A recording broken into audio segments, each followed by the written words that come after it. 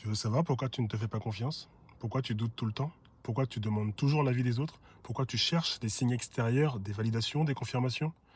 Je vais te le dire et ça va un peu te piquer. 1.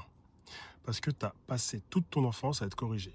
On t'a pas écouté, on t'a pas cru, on t'a pas laissé choisir, t'as appris que ton avis était trop bizarre, inutile ou dangereux. Résultat, aujourd'hui, même quand ton corps hurle une réalité, tu demandes l'autorisation à quelqu'un d'autre. Comme si t'étais pas légitime à ressentir ce que tu ressens. 2. Parce que tu as confondu adaptation et intelligence. Tu as été brillante pour t'adapter. Sourire quand tu étais triste, accepter l'inacceptable, justifier les injustices. Tu as cru que c'était ça, être forte. Mais en fait, tu t'es trahi. Et maintenant, à chaque choix important, une partie de toi a peur de recommencer. 3. Parce que tu t'es déjà trahi 1000 fois.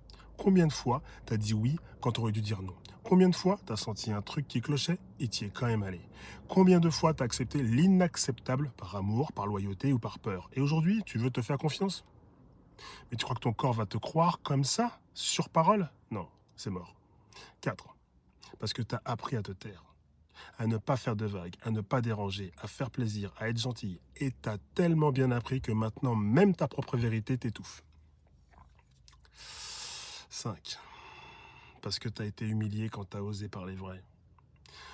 Tu t'es ouverte un jour, tu as parlé de ce que tu ressentais et on t'a coupé, moqué, démoli. Alors maintenant, ton système te protège. Ne plus dire, ne plus faire, ne plus croire.